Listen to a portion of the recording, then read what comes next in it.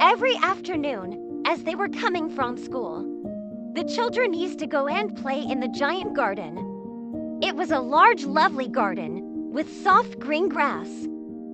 Here and there over the grass stood beautiful flowers like stars. And there were 12 peach trees that in the springtime broke out into delicate blossoms of pink and pearl, and in the autumn bore rich fruit. The birds sat on the trees and sang so sweetly that the children used to stop their games in order to listen to them. "How happy we are here," they cried to each other. Until one day the giant came back. He had been to visit his friend the Cornish ogre and had stayed with him for 7 years. After the 7 years were over, he had said all that he had to say, for his conversation was limited, and had determined to return to his own castle. When he arrived, he saw the children playing in the garden, and he said, "What are you doing here?" He cried in a very gruff voice, and the children ran away. "My own garden is my own garden," said the giant. "Anyone can understand that, and I will allow nobody to play in it but myself." So he built a high wall all round it and put up a notice board. "Trespassers will be prosecuted." He was a very selfish giant. The poor children had now nowhere to play. They tried to play on the road, but the road was very dusty and full of hard stones, and they did not like it. They used to wander around the high wall when their lessons were over and talk about the beautiful garden inside. "How happy we were there," they said to each other. Then the spring came, and all over the country there were little blossoms and little birds. Only in the garden of the selfish giant it was still winter. The birds did not care to sing in it, as there were no children, and the trees forgot to blossom. Once a beautiful flower put its head out from the grass, but when it saw the notice board it was so sorry for the children that it slipped back into the ground again and went off to sleep. The only people who were pleased were the snow and the frost. "Spring has forgotten this garden," they cried, "so we will live here all the year round." The snow covered up the grass with her great white cloak, and the frost painted all the trees silver. Then they invited the north wind to stay with them, and he came. He was wrapped in furs, and he roared all day about the garden and blew the chimney pots down. "This is a delightful spot," he said. "We must just hail on a visit." So the hail came. Every day for 3 hours he rattled on the roof of the castle till he broke most of the slates. And then he ran round and round the garden as fast as he could go. He was dressed in gray, and his breath was like ice. "I cannot understand why the spring is so late in coming," said the selfish giant, as he sat at the window and looked out at his gold white garden. "I hope there will be a change in the weather." But the spring never came, nor the summer. The autumn gave golden fruit to every garden, but to the giant's garden she gave none. "He is too selfish," she said. So it was always winter there, and the north wind, and the hail, and the frost, and the snow danced about through the trees. One morning the giant was lying awake in bed when he heard some lovely music. It sounded so sweet to his ears that he thought, "It must be the king's musicians passing by." It was really only a little linnet singing beside his window. But it was so long since he had heard a bird sing in his garden that it seemed to him to be the most beautiful music in the world. Then the hail stopped dancing over his head, and north wind ceased roaring, and a delicious perfume came to him through the open casement. I believe the spring has come at last, said the giant, and he jumped out of bed and looked out. What did he see? He saw a most wonderful sight.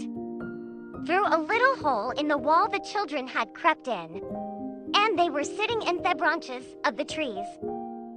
In every tree that he could see there was a little child. And the trees were so glad to have the children back again that they had covered themselves with blossoms and were waving their arms gently above the children's heads.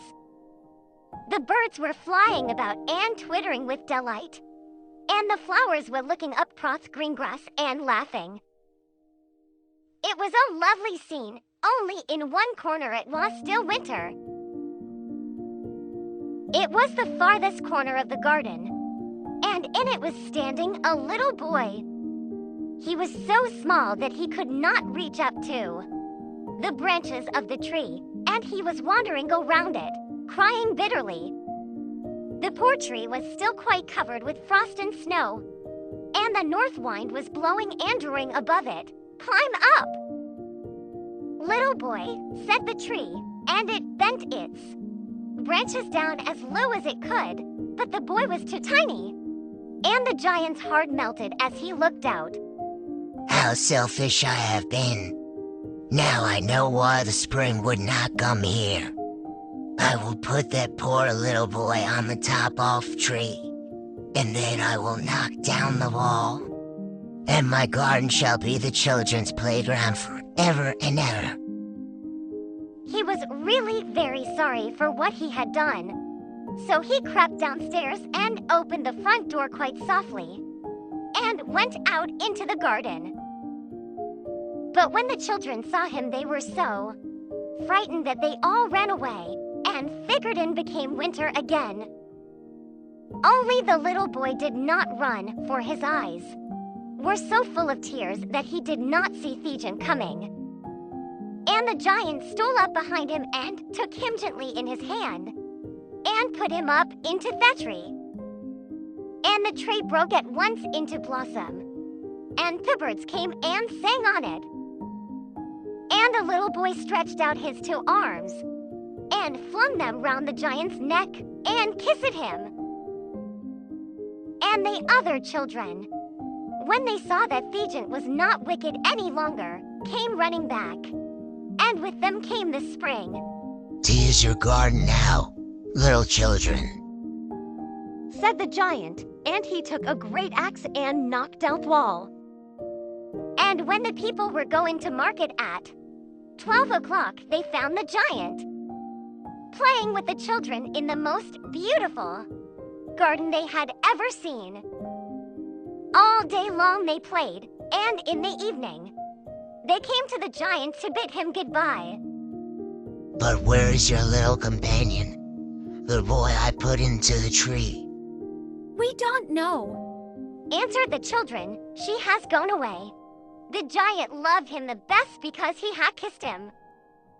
You must tell him to be sure and come here tomorrow. But the children said that they did not know where he lived, and had never seen him before, and the giant felt very sad. Every afternoon, when school was over, the children came and played with the giant, but the little boy whom the giant loved was never seen again. The giant was very kind to all the children, yet he longed for his first little friend and often spoke of him. How I would like to see him. Years went over, and the giant grew very old and feeble. He could not play about anymore, so he sat in a huge armchair and watched the children at their games and admired his garden. I have many beautiful flowers, but the children are the most beautiful flowers of all. One winter morning he looked out of his window as he was dressing. He did not hate the winter now, for he knew that it was merely the spring asleep, and that the flowers were resting. Suddenly he rubbed his eyes in wonder, and looked. It certainly was a marvelous sight. In the farthest corner of the garden was a tree, quite covered with lovely white blossoms. Its branches were all golden and silver fruit hung down from them, and underneath it stood the little boy he had loved. Downstairs ran the gianting Greyjoy, and out into the garden. He hastened across the grass and came near Toad Child. And when he came quite close, his face grew red with anger. And he said, Who hath dared to wound thee? For on the palms of the child's hands were the prints of 2 nails, and the prints of 2 nails were on the little feet. Who hath dared to wound thee? Tell me, that I may take my big sword and slay him. Nay, answered the child, but these are few wounds of love, Who art thou?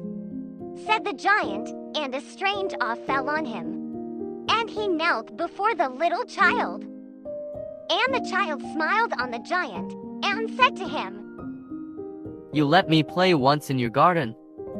Today you shall come with me to my garden, which is paradise. And when the children ran in that afternoon, they found the giant lying under the tree, all covered with white blossoms and falling into sleep with smile on his face.